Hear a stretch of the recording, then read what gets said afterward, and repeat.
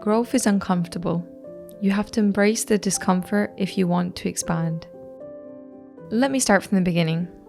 I come from a small town in Scotland, but for the past few years I've been travelling and living abroad. I have lived on a boat in Italy, I have lived in the countryside of France during the pandemic, and I've travelled through New Orleans, Tangiers, Bratislava, just to name a few. Before this period though, I was living an extremely comfortable life. Back in 2019, I was studying foreign languages, yet going home and speaking and watching Netflix in my native tongue. I was working in a bar 5 minutes from my house, and I was spending my weekends doing not much else. I didn't have much stress going on other than whether I was going to pass an exam or spill a drink over a customer. When the pandemic hit, my boyfriend brought up the question, why don't you start a YouTube channel on travel? And I remember blabbing on about all the reasons I shouldn't do it, but in my head I was thinking, actually, I would love to do that. Instead of seeing the freedom I would have as my own boss and the skills I would learn in the process, I thought about all the people that might laugh at me and cringe. In short, I was thinking about how other people might react rather than what I wanted to do. I was letting external opinions control my life.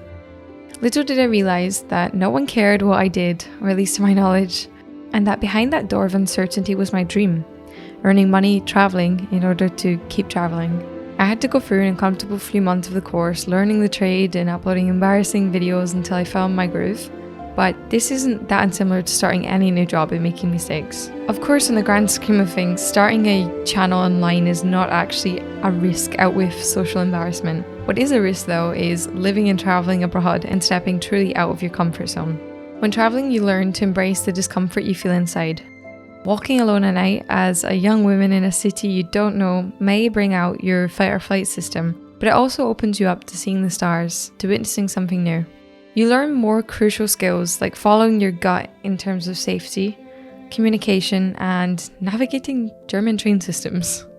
When you stay in your comfort zone, of course, you lower your risk of danger, but you also lower your chances of true joy, of fascinating stories to tell, and of meeting people you might click with. By being a risk taker, you gain new experiences, you open new discussions, and you make change. One of the most prominent parts of my journey living in different countries is the constant feeling of adjustment. I've grown quite fondly to the feeling of the unknown, the uncomfortable. I've sat at many dinner tables listening to conversations I do not understand at all, in Russian, in French, in Italian. It's an interesting feeling being invited to a table but not understanding a thing. You focus on gestures, on intonation and expressions on their faces. I know this might sound weird, but I enjoy the struggle a bit. It makes you want to understand and want to put in the effort. It helps me grow a whole lot and find new ways to connect with others than just through my words. Sometimes the best moments in life are the ones we feared 5 minutes before. The wait before you go on a zipline, the nerves before going to a party, or the night before your first day at university. We often see nerves as only a bad thing, but I would argue that nerves can come right before you experience true excitement, possibly in the form of adrenaline. You can't grow without change, and change doesn't come without discomfort, so learn to take hold of that discomfort. Languages have been an important part of my journey, and I wouldn't be where I am today without my language journey. If you want to partake in your own language learning journey, check out Lingoda, the kind sponsor of today's video.